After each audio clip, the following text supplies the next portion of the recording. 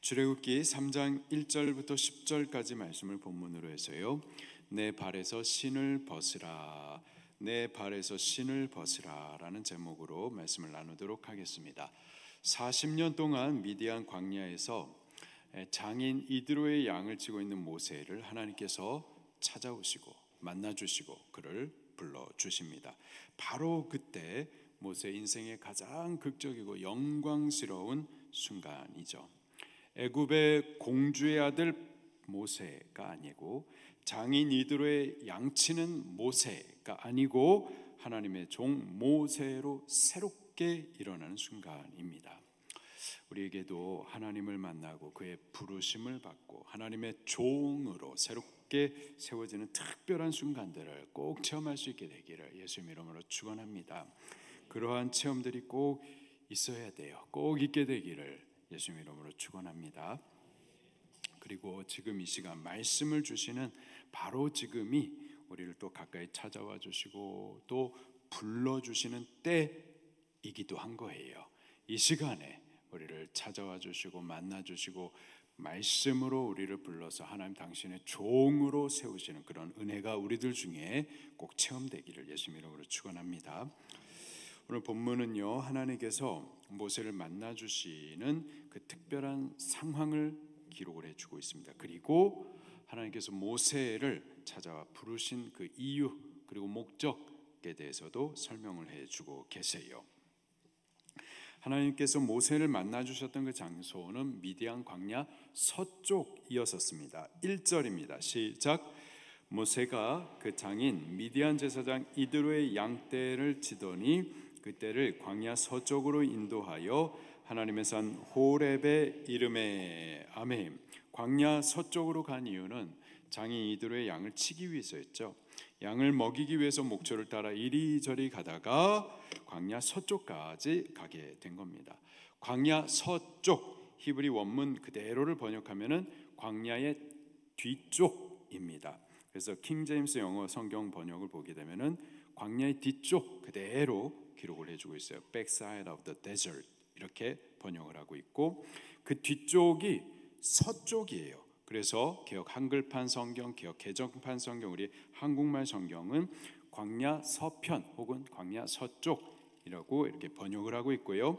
또 그것은 이드로의 집에서부터 광야를 지나가야 하는 먼 곳이었기 때문에 NIV 영어 성경을 보면은 광야 먼 곳, far side of the desert 이렇게 번역을 하고 있습니다. 그 광야 서쪽이 구체적으로 어떤 곳인지 1절 말씀 마지막에 보니까는 하나님의 산 호렙이라고 이렇게 기록을 해주고 있어요. 하나님의 산 호렙, 호렙산이었었습니다. 이 호렙산을 또 신의 산이라고도 말을 합니다. 호렙이라고 하는 이 이름이 원래의 이름이었고 그 산에 세네라고 하는 이 가시나무들, 떨기나무들이 많이 자라기 때문에 그 가시나무가 많은 산이라고 해가지고 세네, 신의 산이라고 별명을 갖게 된 것 같습니다. 어떤 분들은 이 호렙산과 신의 산을 그냥 두 개 각각 다른 봉우리를 가진 다른 두 산이다 이렇게 구분해서 말하기도 합니다. 그러나 성경학자들 대부분은 그냥 같은 한 산으로 이렇게 보고 있어요. 이 호렙산을 하나님의 산이라고 지금 묘사를 하고 있는데 그 이유는 바로 그곳에서 하나님께서 나타나 주셔서 모세를 만나 주시고 저를 특별히 불러 주셨기 때문이기도 하고 후에 하나님께서 바로 그 산에서 이스라엘 백성들을 위하여서 율법을 베풀어 주신 곳이기도 했기 때문이었었죠. 이 호렙산은요 비옥한 계곡이 있어가지고 그 계곡에 과일 나무들도 자라고 또 물이 풍부해가지고 건조한 때 물이 마르는 때에는 이 또 목자들이 물을 얻기 위하여서 모이는 곳이 또 이 호렙이었었어요. 모세도 지금 물을 얻기 위해서 비옥한 목초를 찾기 위해서 여기 지금 먼 곳까지 양떼를 지금 몰고 왔었던 거죠. 바로 그곳에서요 이 호렙산까지 온 모세가 아주 특별한 것을 목격하게 됩니다. 2절 말씀입니다. 시작. 여호와의 사자가 떨기나무 가운데로부터 나오는 불꽃 안에서 그에게 나타나시니라. 그가 보니 떨기나무에 불이 붙었으나 그 떨기나무가 사라지지 아니하는지라. 자, 떨기나무, 딸기나무 아니에요. 떨기나무. 딸기는 나무가 아닙니다. 나무에서 자라지 않아요. 떨기나무, 원래의 뜻은 가시가 많은 덤불이란 뜻입니다. 성경에 이 떨기나무, 이 가시나무들이 여러 가지가 있는데요. 로뎀나무, 엘리야가 이 로뎀나무 아래에서 막 기진하고 우울증에 빠지고 그랬었는데, 이 로뎀나무, 또 성경의 아카시아, 조각목 이런 것들이 사실 다 이 떨기나무로 번역이 되어 있습니다. 이 떨기나무를 히브리식 발음 그대로 말하면은 세네예요. 그래서 호렙산을 세네 나무가 많다 해가지고 시내산이라는 이름으로도 지어졌다라는 견해들이 있습니다. 이 떨기나무가 어떻게 생겼는지 사진을 좀 보도록 할게요. 이렇게 생겼습니다. 잘 보이시나요? 좀 작은가요? 이렇게 생겼어요. 그리고 조금 더 자라면은 이런 모양입니다. 잘 보이시나요? 이런 모양이에요.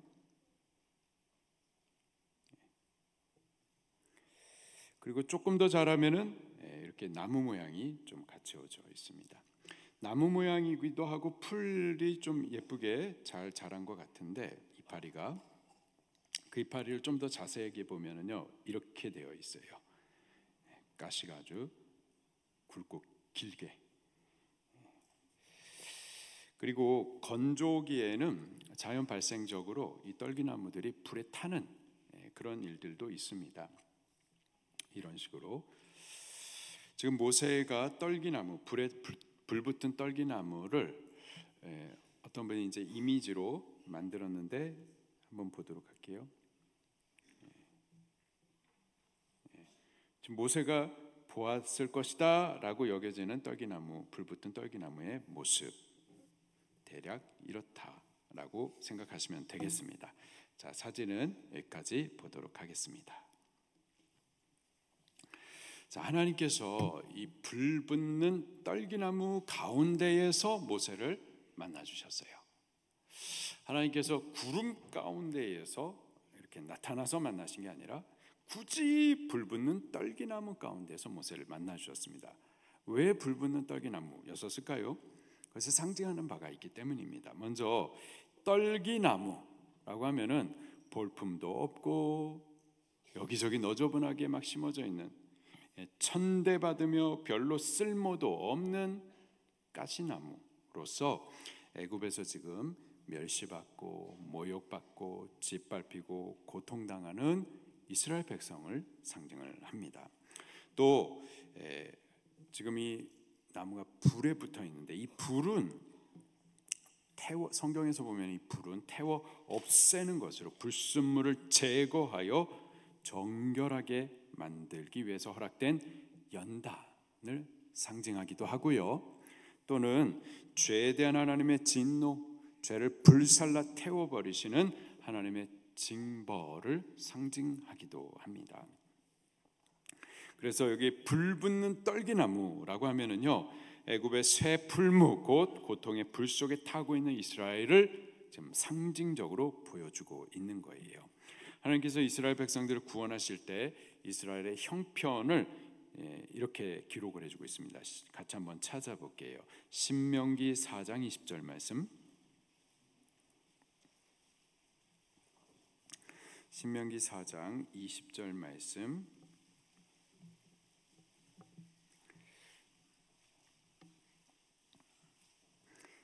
같이 봉독합니다. 시작. 여호와께서 너희를 택하시고 너희를 쇠 풀무불 곧 애굽에서 인도하여 내사 자기 기업의 백성을 삼으신 것이 오늘과 같아도. 아멘. 이렇게 애굽에서 고통당하고 있는 이스라엘 백성들, 그게 바로 지금 애굽과 같은 쇠풀무 가운데서 고통당하는 이스라엘을 상징해주고 있는 거죠. 이 떨기나무는 겨울철 건조한 때에 불에 타는 일이 흔한데요, 근데 모세가 보았던 그 불붙는 떨기나무는 좀 더 특별했습니다. 3절 말씀입니다. 시작. 이에 모세가 이르되 내가 돌이켜 가서 이 큰 광경을 보리라. 떨기나무가 어찌하여 타지 아니하는고 하니 그때에. 떨기나무가 분명히 불에 타고는 있었었는데 불타 사라지지는 않았었던 거예요. 왜요? 여호와 하나님께서 그들을 지키시기 때문인 겁니다.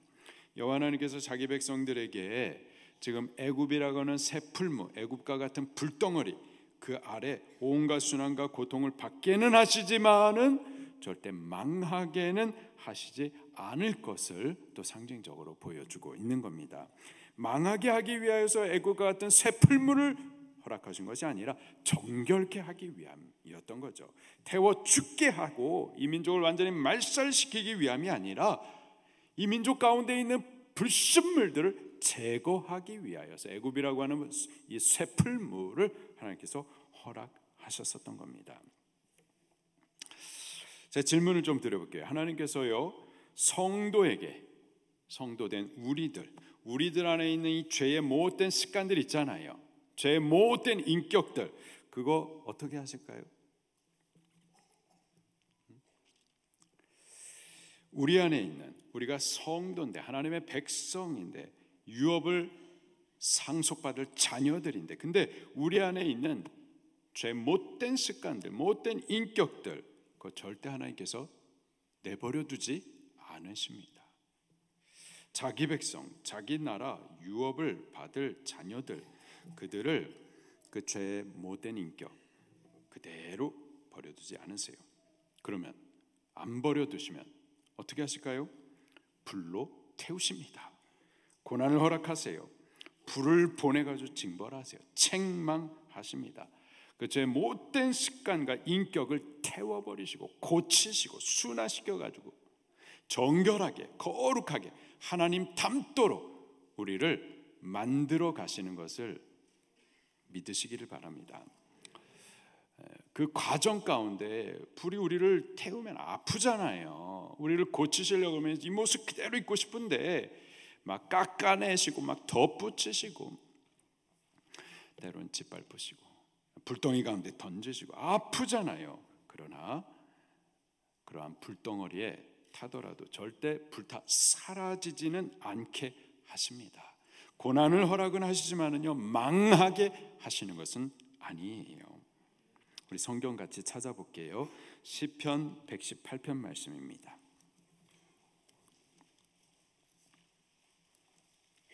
시편 118편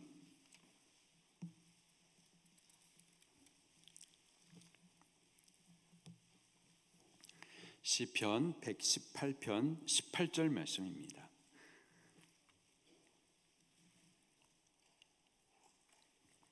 같이 읽겠습니다. 시작. 여호와께서 나를 심히 경책하셨어도 죽음에는 넘기지 아니하셨도다. 다시 한번 읽습니다. 시작. 여호와께서 나를 심히 경책하셨어도 죽음에는 넘기지 아니하셨도다. 아멘. 여호와 하나님, 그분은요 우리를 경책하시는 분이십니다. 우리의 죄의 못된 인격들, 죄의 모든 습성들 그거 그대로 내버리지 않고 반드시 경책하세요. 그러나 죽음에는 넘기지 않습니다. 죽으라고 하나님께서 경책하시는 것이 아니고 우리 안에 있는 못된 것들, 그 불순물들을 제거하여서 거룩하고 정결하게 세우시기 위함이지 절대 죽음에는 넘기지 않으세요. 히브리서 말씀도 같이 보도록 하겠습니다. 히브리서 12장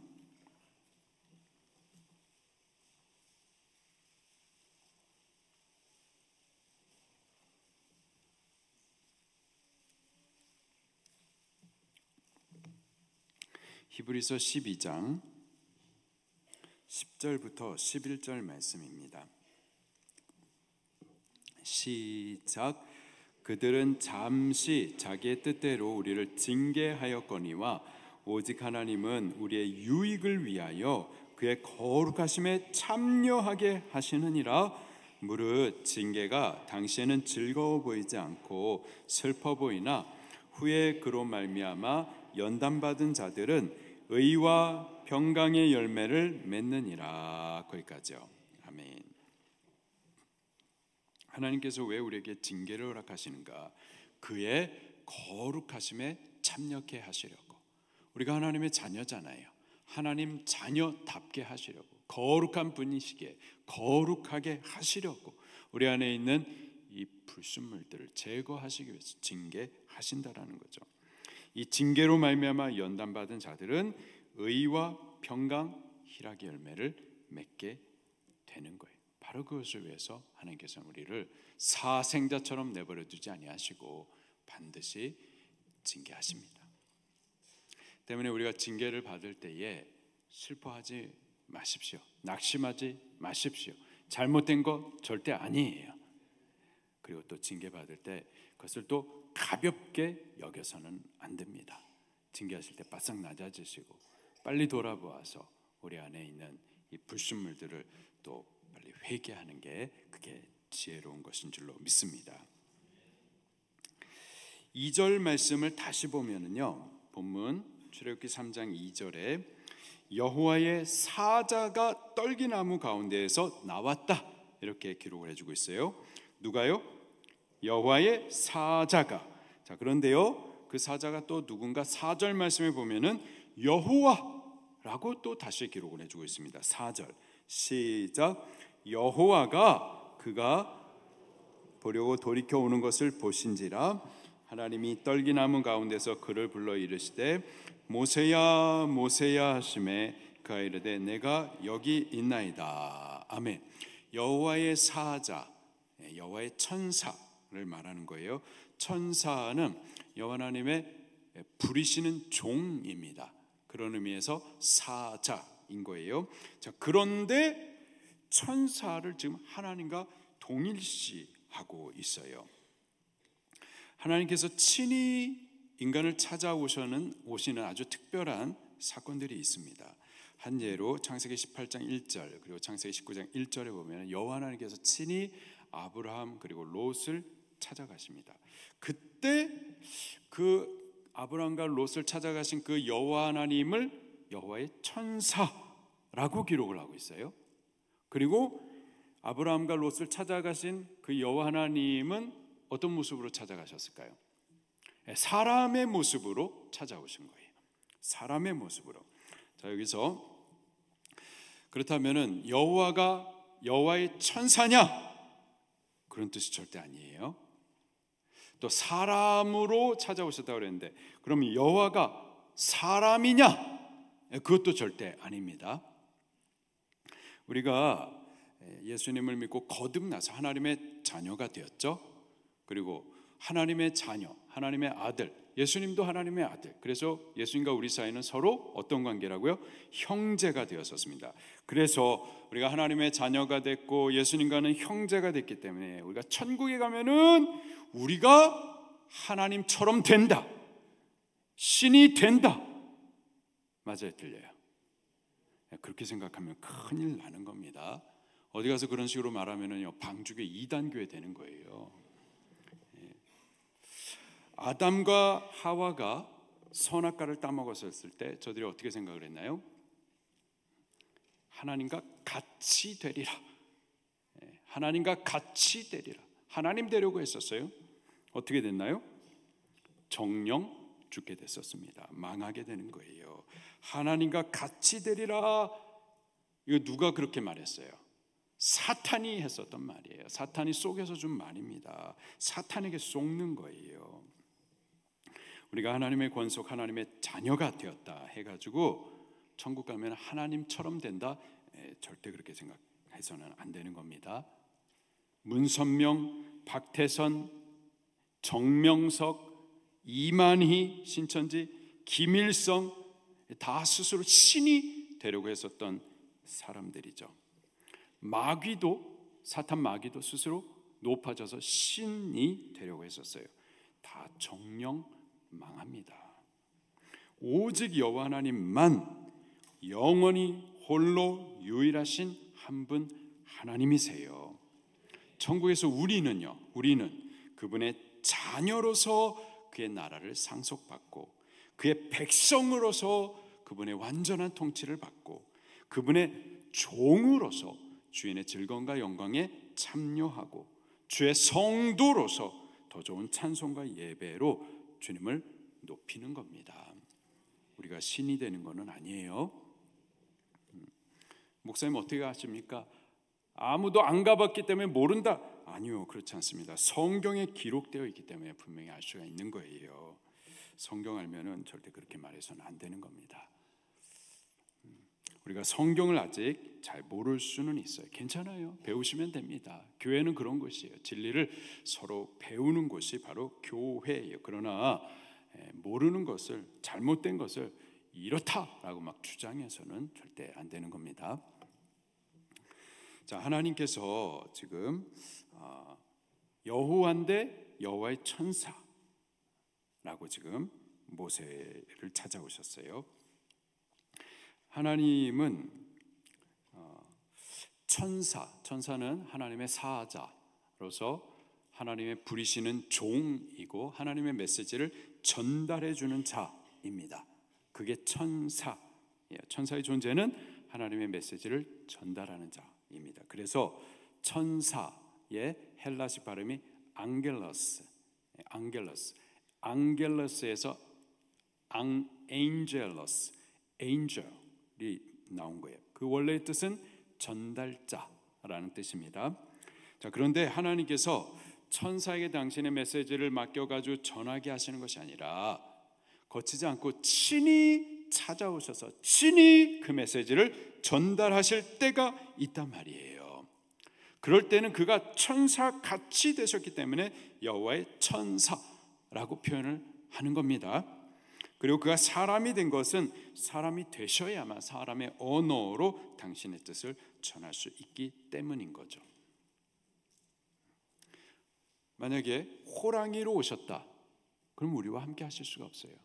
코끼리 언어로 말씀하신다, 그럼 우리가 그것을 알아들을 수가 없습니다. 때문에 사람이 되셔서 사람의 언어로 우리에게 하나님의 뜻을 전해 주셨었던 거죠. 이것을 신학적인 용어로 성육신이라고 말을 합니다.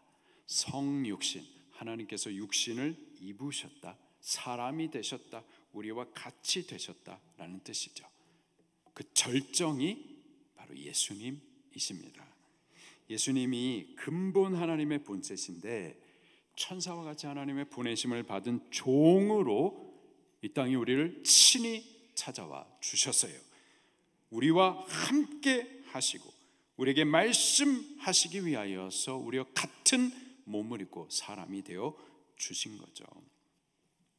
하나님이 사람이 되셨다라는 것은 엄청난 기적이고 엄청난 사랑인 겁니다. 창조주가 피조자의 몸을 입은 거예요. 무한하신 분이 스스로 유한함에 갇히신 겁니다. 우주의 왕 되신 분이 비천한 인간의 수준까지 낮아지신 거예요. 우리가 신데렐라 스토리를 보면은 아주 존귀하신 왕자님께서 아주 비천한 신데렐라 그를 택하여서 아내로 삼잖아요. 여러분 신데렐라 아시나요? 존귀하신 왕자님인데 아주 비천한 그 신데렐라를 택해서 자기의 아내를 삼잖아요. 그것을 볼 때 우리가 아름답다, 행복한 이야기다라고만 알고 있는데 사실 복음의 내용이 그래요. 우주의 왕이신 영광의 주 여호와 하나님께서 비천한 우리들, 아주 못돼 처먹은 죄인 우리를 사랑하사, 우리를 택하여 사랑하사 친히 우리와 같은 수준으로 사람이 되시기까지 낮아지시고 우리를 사랑하사 대신 죽기까지 하셔서 결국은 우리를 당신의 영원한 신부 삼아 주신 겁니다. 이게 복음의 내용이에요. 우린 복음에 우리가 감동하고 은혜 받아야만 하는 거죠. 5절 말씀을 또 같이 읽겠습니다. 시작. 하나님이 이르시되 이리로 가까이 오지 말라. 내가 선 곳은 거룩한 땅이니 내 발에서 신을 벗으라. 자, 하나님께서 모세에게 가까이 오지 말라 말씀하십니다. 왜 그랬을까요? 여호와 하나님은 거룩하신 분이십니다. 그분은 죄를 미워하세요. 공격하십니다.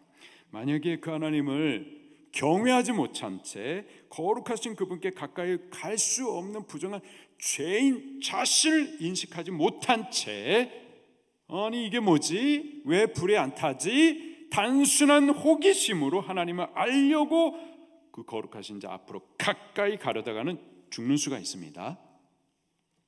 그렇게 죽는 이들이 많아요. 죽지 않게 하시려고 하나님께서 지금 멈추게 하신 거죠. 한 예로 여호와의 궤가 블레셋 땅 벳세메스 동네로 옮겨졌었을 때 그 마을 사람들이 막 기뻐했었습니다. 왜 기뻐했었을까요? 이스라엘 신이라고 여겼거든요. 이스라엘 민족의 신이 우리 동네에 왔다. 좋았었던 거예요. 그리고 또 그 법궤를 보니까 금으로 장식이 되어 있고 또 뚜껑, 이 천사들의 모습을 하고 있는 이 뚜껑이 있는데 궁금한 거예요. 저 뚜껑은 뭐지? 저 뚜껑 안에, 법궤 안에는 뭐가 있을까? 궁금했던 거죠. 그래서 법궤를 함부로 손대가지고 그 뚜껑을 열어가지고 뭐 있나 들여다본 거예요. 어떻게 됐나요? 사무엘상 6장 19절에 벳세메스 사람들이 여호와의 궤를 들여다본 까닭에 그들을 치사 5만 70명을 죽이신지라. 여호와께서 백성을 쳐서 크게 살육하셨으므로 백성이 슬피 울었더라. 여호와 하나님에 대한 경외함 없이 그 거룩하신 하나님 앞에 가까이 갈 수 없는 부정한 죄인 자신을 인식하지 못하고 단순한 지적 호기심으로 내가 하나님 좀 알아봐야 되겠다 하다가 죽는 이들이 많이 있습니다. 하나님 경외함 없이 거룩하신 하나님, 나는 죄인이 하나님 앞에 가까이 가면 죽는다, 이 사실을 인식하지 못하고 경외함 없이 그냥 단순히 지적 호기심으로 하나님을 내가 좀 알아보려고 한다 해가지고 신학 공부하다가 죽는 일들 많이 있습니다. 지적인 호기심은 채우지만 그 영혼이 영영 죽는 일들이 있어요. 그게 신학교뿐이겠습니까? 신학교를 영어 표현을 하면은 세미나리예요. 세미나리. 근데 미국 사람들은 신학교 안에서 스스로 그런 말들을 해요. 세미나리, we call seminary cemetery라고 해요. cemetery, 공동묘지라는 뜻입니다. 그 신학교 가서 여호와 하나님을 경외함 없이 그냥 단순히 지적 호기심으로 하나님을 알아보자 하다가 그 영혼이 그렇게 죽는 일들이 있어요. 그 신학교뿐이겠습니까? 교회 안에서도 마찬가지예요. 하나님 경외함 없이 우리가 주의 일을 좀 해보겠다, 하나님 경외함 없이 막 성만찬에 참여하고, 하나님 경외함 없이 찬양돼서 찬양하고, 하나님 경외함 없이 나도 직분 주세요, 직분 안 좀 삐질 거예요. 그래서 직분 받는 거, 직분 받아가지고 함부로 하나님의 교회를 막 손대는 거, 그거 다 영혼이 죽는 겁니다. 그런 일들이 무수히 많아요. 벳세메스에서 이 사건이 있은 이후에 시간이 또 흘렀습니다. 그리고 다윗 때에 비로소 그 법궤를 이제 다윗성으로 옮겨요. 다윗이 이 법궤를 옮기는 일로 인해서 막 마음이 기뻤었습니다. 어떻게 옮겨야 될까? 레위인들을, 제사장들을 통하여서 성경의 방법을 찾기보다는 천부장 데려와 가지고는 자기들끼리 회의를 했었던 거죠. 자기 생각을 따라 수레를 새 것으로 만들고 또 소들로 그 수레를 끌게 하고 그 수레 위에다가 법궤를 얹어 두었었던 거죠. 그렇게 끌게 했었습니다. 그런데 그 소들이 오는 길에 갑자기 막 날뛰는 거예요. 날뛰니까 그 수레 위에 법궤가 막 흔들리는 겁니다. 쓰러질 것만 같았었어요. 그랬더니 우사가 법궤가 쓰러지면 안 되는데 내가 잡아줘야지 하면서 그 법궤를 함부로 손 대는 순간 그 자리에서 즉사합니다. 교회가 문제가 많으니까 내가 좀 손 좀 봐줘야 되겠다. 내가 교회를 갖다가 바로 세워야 되겠다. 내가 누군데? 여러분 누구신데요? 죄인들 아니에요. 죄인. 하나님 앞에 가까이 갈 수 없는 죄인, 자신을 인식하지 못한 채 내가 내 주의 교회를 어떻게 뭐 좀 해주기 죽는 겁니다. 손대다가 죽는 수가 있어요. 그런 일들이 무수합니다. 우리는 여호와 하나님 경외하셔야 돼요. 여호와 하나님 그분은 거룩하신 하나님, 공의의 하나님, 죄를 미워하시고 죄를 공격하신 하나님. 우리는 그 하나님 앞에 감히 설 수 없는 부정한 죄인, 이 사실을 우리 인식하면서 하나님 앞에 나올 때 두렵고 떨림이 있어야 돼요. 여러분 이 자리에 하나님 계십니까? 영으로 지금 임재하십니까? 그렇다면 우리가 그 하나님을 인식하면서 부정한 나 죄인이라는 이 사실을 인하여서 두렵고 떨는 경외함으로 나오셔야 돼요. 이 예배의 자리는 생명의 자리입니다. 우리 영혼이 소생하는 자리예요. 동시에 죽는 자리이기도 해요. 우리 경외하는 마음으로 하나님의 임재 앞으로 나오셔야만 할 줄로 믿습니다. 사실 하나님께서 모세를 가까이 만나 주시기 위해서, 모세를 만나시고자 원하셨던 분은 여호와 하나님이세요. 하나님이 모세를 가까이 만나기를 원하셨어요. 그런데 모세가 하나님께로 가까이 나올 때는 그것을 막으시더니 가까이 만나시기 위해서 먼저 모세를 향해서 너 발에 신을 벗으라 명령하십니다. 그러면서 또 하시는 말씀이 너가 선 곳은 거룩한 땅이다. 너 선 곳이 거룩한 땅이니 너 세상에서 신발 신고 더러운 것 묻히고 다녔었던 그 신 그거 벗어버리고 들어오라 이렇게 말씀하십니다. 그것이 거룩한 땅인 이유는요, 그 호렙산, 지금 모세가 선 그 자리가 거룩한 땅일 수 있었던 이유는 그 자리에 여호와 하나님께서 임재하셨기 때문이죠. 예루살렘 성전을 갖다 거룩한 성전이라고 말하는 이유는 그곳에 하나님의 임재가 있었기 때문입니다. 지금 이곳 우리 모인 이 예배의 자리가 거룩합니까? 아멘입니다. 교회가 거룩합니까? 왜요? 우리가 거룩하기 때문에? 세상이 교회를 갖다가 욕 많이 합니다. 왜? 우리가 거룩하지 않으니까.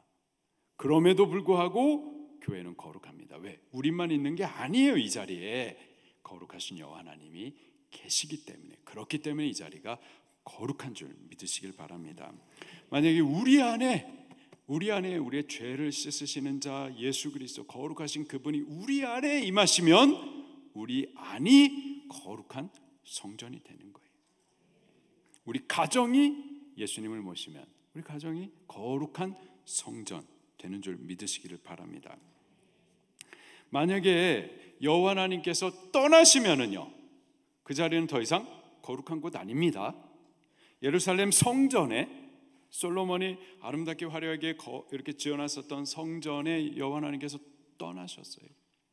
그곳에 임하셨다가 떠나셨습니다. 어떻게 됐나요? 기원전 586년 바벨론의 왕 느부갓네살 왕에 의해서 성전이 불타 무너져 버립니다. 스룹바벨에 의해서 그 성전을 다시 재건했었어요. 다시 재건한 그 성전이 조금 초라했었는데, 그 스룹바벨에 의해서 세워진 그 두 번째 성전을 헤롯 대왕 때부터 시작해가지고 80년 이상 동안 증축을 해나갔습니다. 계속해서 막 증축을 해가지고 그 성전이 아름답고 화려하게 지어졌었습니다. 제자들이요 그 성전을 보면서 말이에요, 예수님 저 성전 좀 보십시오. 그냥 보는 것 자체만으로도 하나님의 임재가 가득한 것처럼 느껴졌어요. 보는 것 자체만으로도 와 거룩하다. 그런데요, 예수님께서는 뭐라고 말씀하셨나요? 예수님께서는 열매 없는 무화과 나무처럼 보셨어요. 그 성전에 열매 없는 무화과 나무처럼 겉은 화려한데 하나님 그곳에 계시지 않았었던 거죠. 그래서 어떻게 됐나요? AD 70년에 로마 장군 티투스에 의해서 돌 위에 돌 하나 남지 않고 성전이 무너져 버립니다. 하나님 계시지 않은 곳은요 다 무너져 버릴 수밖에 없는 거예요. 지금도 예루살렘에 가면은 다 무너져 버리고 서쪽 외벽이 하나 남겨져 있어요. 그렇죠? 거기 가가지고 이거 막 성전 남아있는 벽에다 해가지고 거룩한 벽, 전혀 거룩하지 않아요. 하나님께서 무너뜨린 건데, 무너뜨린 건데 그걸 왜 거룩하다고 말해요? 무너뜨린 건데 하나님 떠나시면은 아무것도 거룩하지 않습니다. 하나님이 계시기 때문에 교회도 거룩한 거고, 하나님이 우리 안에 계시기 때문에 우리가 성도인 거예요. 하나님이 떠나시면 그 의미가 아무것도 없어져요. 삼손이 하나님의 영이 그와 함께 하시니까 초인적인 능력과 또 지혜도 있었었잖아요. 하나님 떠나버리시니까 아무것도 아니에요. 마찬가지예요. 하나님이 계신 곳이어야 거룩할 수가 있는 겁니다. 여기 호렙산 그곳에 하나님께서 임하신 거예요. 그랬기 때문에 그곳이 거룩한 땅이 된 겁니다. 하나님께서 임재하신 거룩한 곳이기에 때문에 모세가 지금 세상을 밟고 살아왔었던 그 때 묻은 부정한 신 신고 들어올 수는 없어요. 그 신을 벗어버리고 들어와야만 하는 거죠. 지금 이곳에 하나님 계시다면은요, 우리들도요 사실 교회에 올 때, 특별히 예배당에 올 때에 우리가 세상에 밟고 있었던 죄악의 그 때 묻은 신발들은 좀 벗어버리고 들어오셔야만 합니다. 세상의 사장님이에요. 사장님 그대로 모습으로 교회 와가지고 그렇게 해서는 안 되는, 그 벗어버리고 와야 돼요. 세상에서 사람들 속여먹고 등쳐먹고 그렇게 살아왔었는데 여기 와서도 성도들을 보면서 고객처럼 여기고 그거 벗어버리고 오셔야 돼요. 세상에 때 묻은 신들 벗어버리고 들어오셔야지 죽지 않을 수 있으면, 만약에 그렇게 들어오면 죽는 겁니다. 우리 좀 세상의 것들은 세상의 것을 자꾸 가져오려고 하지 마시고요, 세상에 때 묻은 것들은 가져오려고 하지 마시고 우리 하나님의 것들을 자꾸 입으려고 하시기를 예수님 이름으로 축원합니다.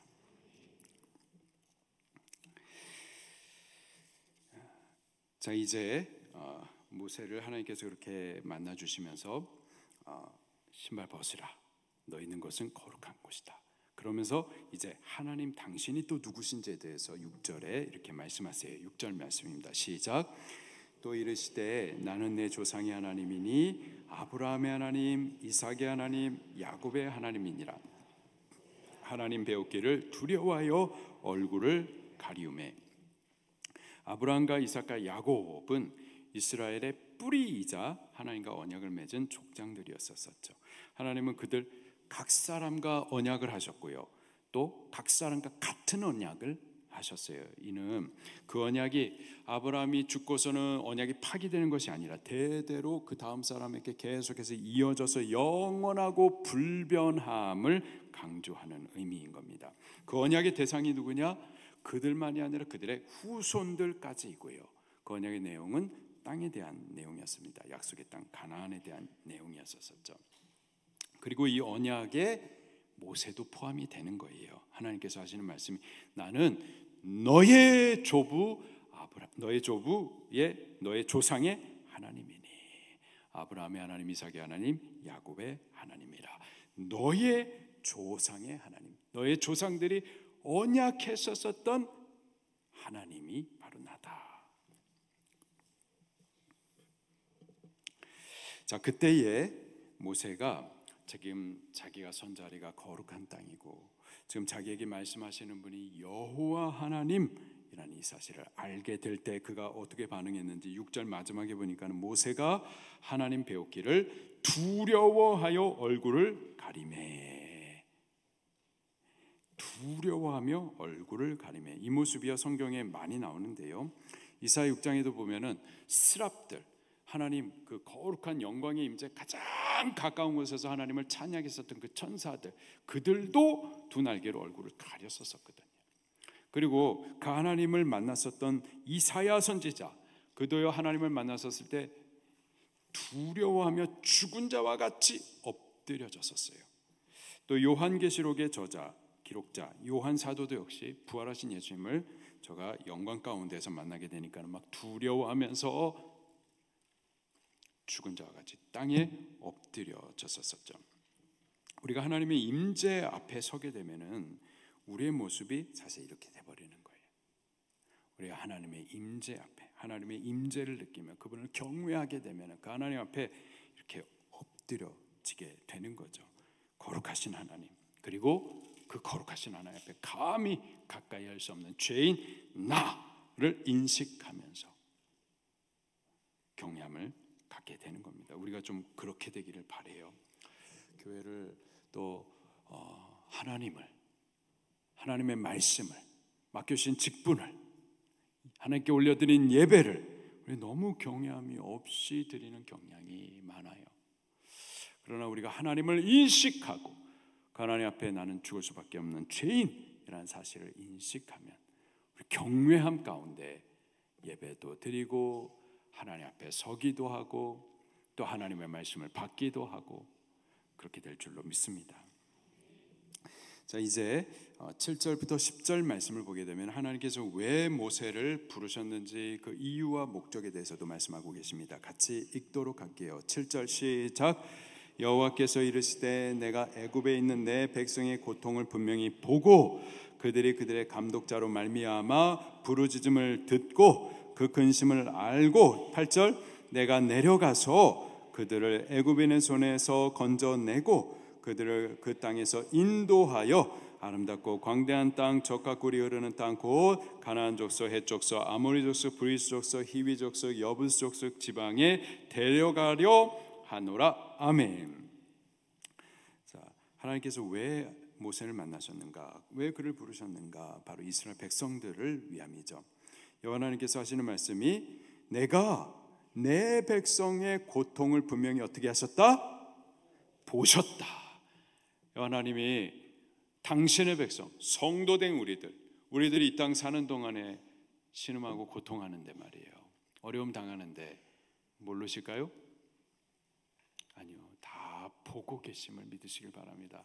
그냥 나 혼자 견디고 있다, 나 혼자 그냥 싸우고 있다라고 생각하지 마시고요. 하나님 지금 다 보고 계시다.